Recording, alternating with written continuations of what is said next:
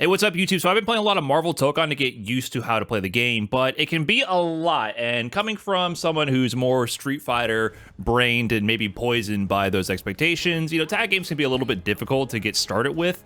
And it can be a lot just to get your brain and your hands to wrap around the whole idea of like using assist in your block strings and managing how to use them in neutral, things like that. So I wanted to use this video to kind of cover like baby's first block string and mix in Marvel Tokon to help make it a little bit more clear how to use your assist and keep the pressure going. Because if you're not, you're going to be falling behind in terms of how other people are using their block strings and their pressure. So the main thing to understand about this game is that while you're in neutral and you press the assist button, you're going to get like a generic, or sorry, your unique assist, right? There's different types of assists versus when you do them in neutral and when you do them in block strings. So if I press assist with my assist button there, the first one that comes out is the shooter assist in the first position. And it's Hulk, and you see he does the stomp on the ground. But if I'm doing it during the active frame of a move, it gives you one of the generic assists. And that's true for any of the characters. You can also choose to do the unique assist during block strings as well if you hold a direction. So forward here will be Hulk, and then like down will be Wolverine, or back would be my Magneto here. But those assists are different than the generic assists. Generic assists come out really fast and always do the same pattern, and they're the same across the cast. But they're very different in that they have very low block stun. So one thing that was getting me totally massacred in the beginning was trying to do something like this. Like trying to approach after doing an unsafe special move. Like you do the special, cancel it to the assist, and then you want to get in for pressure. You have to understand that these have extremely low block stun. Like you're not going to really be able to go in for a high-low or an instant air dash high. It's super low block stun. And that was really catching me off guard at first. But the idea here should be, if you just do that, you should immediately go into a button for the most part to keep your turn going, right? So you can immediately press after you are plus, but you're not really plus for a movement option after this. So that's like a basic idea. If you manage to win neutral, move around, and get that going, don't overextend on these, but that is going to be your basic pattern. Like your light, medium, heavy, usually the quarter circle back L right after, and then call the assist, and then do something right after, and try to get a combo if they're mashing on it, right? So that's going to be your most basic pattern, and that's generally how you're going to use the generic assist. The unique assist, you're going to use a neutral to maybe try to like find an opening, and then get in and make that happen, and then once you get in, you can do your assist like that and just press your buttons after and get the pressure going. Let's go ahead and take this to the next level and how you can turn this to an actual mix and get your actual offense going, because otherwise you're not going to really open people up once they understand to not just mash and everything. So what we're going to do first is we're going to set up this block string here in the corner, and I'm going to do Captain America's down special move, which is a low here. And I'm going to use that to then continue my pressure by calling my generic assist after, and then keep the offense going. So there's a basic string, right? Light, medium, heavy, down special, call assist, do it again. But there's a certain subtlety to this that you want to understand, and that's that you want to cancel really late after you move into your assist call. So this has 2 hits of activity here. So you can see 1, 2. If I cancel on the first hit, I have far less frame advantage because I'm canceling too early in the move. But I can cancel on the second hit to have better frame advantage. So that's something to keep in mind when you do these cancels. When you're canceling into your assist to extend your pressure, cancel very late as possible, so that you relatively recover faster and have more frame advantage. So I'm going to cancel on the second hit. That's going to allow me to do another string, and I can end it again into my down special. Here's where we're going to go ahead and get the mix going. You earn the hit, you secure the block string, you got the assist out. Now what do you do with it? I'm not doing any mix here for real. What you can do now is active tag into that assist. The generic assist, when they come out, and in general, unless the assist makes contact with the opponent, you notice like you can't tag to them. It doesn't show that pop-up to active tag until way later. You have to fill the time until you can actually get that active tag to come out. And you can see there during the second block string I'm doing after the assist, eventually you'll see the switch icon pop up above Hulk here.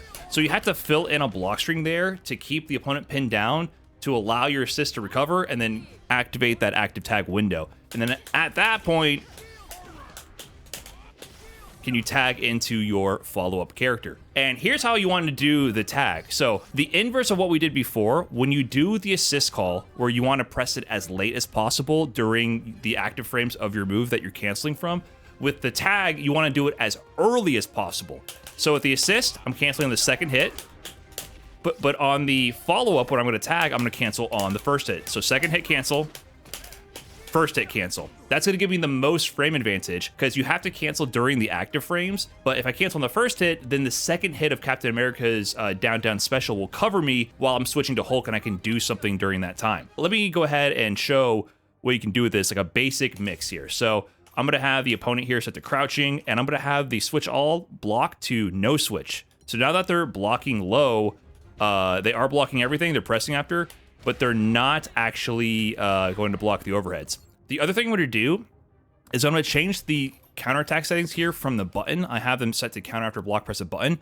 I'm going to change this to instead turn that off, and I'm going to turn here on universal actions, the assemble counter. This counter basically is like V-shift from Street Fighter V, if anyone remembers that. If you have a gap in your block string and then you press into it, it's going to counter whatever you're doing. So when you're practicing these block strings, this forces you to keep things airtight. It'll give you feedback right away that you left a gap in your block string. And I'm going to go ahead and try to get a mix-up. So now that the dummy is only blocking low, any overheads will hit, but if I leave a gap in the block string, it'll expose it. So let me try to get this sequence going.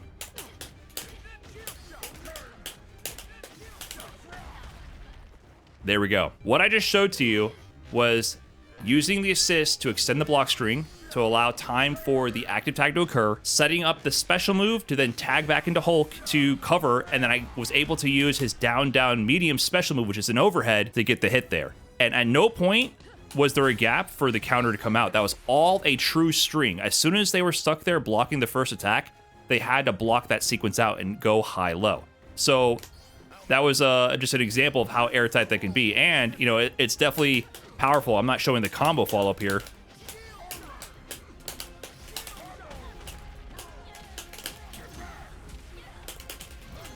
But you can do big damage. So yeah, I dropped the combo there at the end, but this is a real combo starter with Hulk. And the idea being here is, you know, this is a mix-up because I am going with the medium overhead move with Hulk. But theoretically, if I do that, I can also go low. I can just do a 2M there, right? Like, you can mix up your timing and do a 2M instead. So that's going to be like your basic active tag structure for mix. Find a way to secure a block string. Find an airtight sequence to get your assist out. And then when you have the assist out, cover them for a while to set up the next point where you lay down a special that has enough blocks done, active tag in there, and then do something. That's going to be baby's first mix. And you just want to put them on auto block all and put them on the the options here to do the assemble counter. That'll give you feedback if there's gaps in the block string or not, because you definitely want to keep things gapless as much as possible. There's a time and place to leave gaps in your strings, of course, but to begin with, I think it's good to establish having gapless strings and then incorporate that. And once the opponent respects them, then you can work on strings with gaps in them instead. So that's going to be the first one, but let's go ahead and do another mix-up as well. Now here we have Hulk, and I'm going to show you a mix that you can do. This is another like archetype of active tag mix, and it's going to involve his down L special. And you see how many hits this has. Like he's just swinging this cinder block around, and it does a bunch of hits. So anytime you have a special move that pins the opponent down in a block string like that for a long time, your brain should be thinking like, okay, like how can I set up an active tag so that I can get my other characters in while Hulk is swinging that around to mix them up? That's where your brain should be going. And a lot of characters have a move like this. With this one, the timing for this, I want to keep a string, of course. Light, medium, heavy, down special. Uh-oh, there's a gap there. So unlike with Captain America here, with the heavy into down special, it was gapless. This one, there's actually a gap there between his heaviest button and the down. So that means we need to change our assist timing. Here, we're going to call assist after we press heavy so that it fills that gap out. And you can see there, now we have a true string. After the heavy comes out, the assist comes out, and I cancel that into the down, and it's all a true block string. And because it has so many hits, we're also covering the window where Captain America is there. And it says we can tag to him. So look at that. We have Captain America in, and he's being covered by Hulk with that last hit of the down down special. So your brain should be thinking like, all right, what can I do with this? So let's see. There we go. Overhead. The dummy's still set to do the counter out of that, but I was able to do a jump instant air dash B, or M in this case, and get an overhead. But of course, what if we do the opposite? What if they're standing instead, right?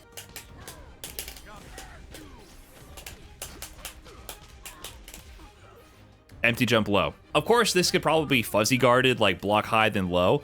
But you can see here, this is like the other archetype of mix. Because Hulk is pinning them down with this special, I'm able to get a true block string into a high or low. And of course, you can just like expand that. You don't have to just do the instant air dash. Once I get this situation set up, I can do a lot of different options. Because Captain America also has its own overhead options. So I have the EX overhead that I can throw in there, or I can just like keep staggering low. So a good thing to practice here would be like switch block, put this on random, and you can practice this mix up and converting from random hits. So they block that overhead mix. Let me try again.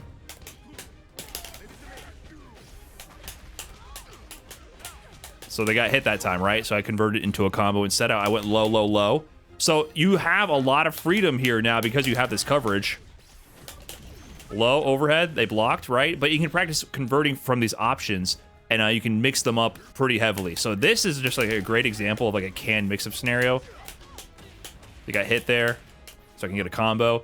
And yeah, there's a lot of moves in the game that operate like this, and you want to find ways to set up a block string into them with the assist already on screen, and then get a tag.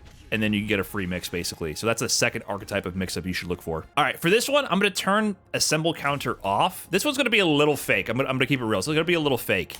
This will beat mashing light. It's not going to be the most airtight, but if I do something like heavy into this, it does counter hit if people are mashing, right? You always want to have stuff that beats mashing, but if they use the assemble counter or like the overhead, the armored overhead, it's going to break through.